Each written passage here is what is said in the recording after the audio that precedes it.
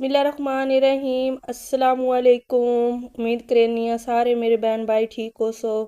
आज मैं बनाई पई हाँ चिकन कौरमा। चिकन कौरमा बनाना बहुत आसान है भी है।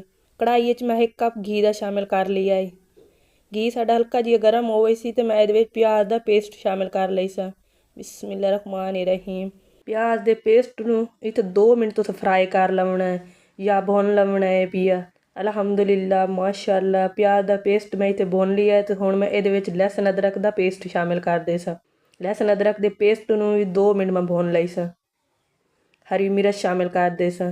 नाल दे नाल मैं टमाटर का पेस्ट भी शामिल कर लई सा। हुण मैं मिक्स कर लई सा। अगर आप कोई भी काम शुरू करिए ना सच्चे मन ते सच्चे दिल ला के काम करसा है ना इंशाअल्लाह अल्लाह पाक जरूर आपां नूं कामयाब करे सी। अल्लाह पाक ते यकीन रखना चाहिए है, सच्चे दिल नाल काम करना चाहिए है। इंशाअल्लाह अल्लाह पाक जरूर अपना कामयाब आपां नूं करे सी। हुण मैं पाउडर मिसाले शामिल कर दे सा।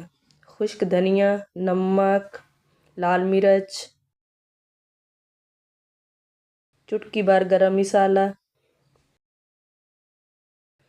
थोड़ा जी ज़ीरा पाउडर, आधी चम्मच काली मिर्च पाउडर, हल्दी, चिकन कौरमा मसाला 1 चम्मच। हुण मैं मसाले नूं चंगी तरह मिक्स कर लई सा। मसाले नूं मैं इत्थे 2 ਤੋਂ 3 मिनट भुन लई सा। अगर तुहानूं मेरी ये रेसिपी पसंद आवे तो मेरी इस वीडियो नूं लाइक शेयर सबसक्राइब करना ना भुलिया है। बैल आइकन नूं भी दबा दिता करो ताकि आवन वाली हर रेसिपी मेरी तुहाडे तक जल्दी पहुँच जावे। अल्लाह पाक तुहाडे माल जान रिज़्क च बरकत पावे। अलहमदुलिल्लाह माशाअल्लाह मसाला इत्थे मैं भुन लिया तो हुण मैं चिकन शामिल कर लई सा। चिकन मैं चंगी तरह धो लिया है, वॉश कर लिया है। तुसां भी चिकन नूं चंगी तरह धो लवणा है पिया। हुण मैं चिकन नूं मसाले नाल चंगी तरह मिक्स कर लई सा। चिकन नूं मसाले नाल चंगी तरह मिक्स करन तो बाद चिकन नूं इत्थे मैं 5 ਤੋਂ 7 मिनट भुन लई सा। चिकन कौरमा बनावना बहुत आसान है तो खाने इतना मज़ेदार सालन उसी चिकन कौरमे का इंशाअल्लाह सारे मेरे बहन भाई खाना पसंद करे सन। तुसी भी घर च रेसिपी ज़रूर ट्राई करनी है पई।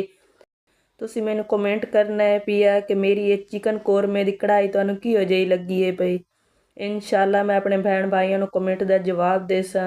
अगर कोई मेरी गल तुहानू समझ ना आती पई हो फिर भी तुसी मैनू कमेंट करना है, मैं अपने बहन भाइयों को कमेंट का जवाब दे सा। अलहमदुलिल्लाह माशाअल्लाह चिकन नूं इत्थे मैं चंगी तरह भुन लिया तो हुण मैं इहदे विच दही शामिल कर दे सा। बिस्मिल्लाहिर्रहमानिर्रहीम। दही दे नाल भी मैं चिकन नूं 4 ਤੋਂ 5 मिनट पका लई सा। अलहमदुलिल्लाह माशाअल्लाह चिकन कौरमे की कढ़ाई इत्थे बन के तैयार है।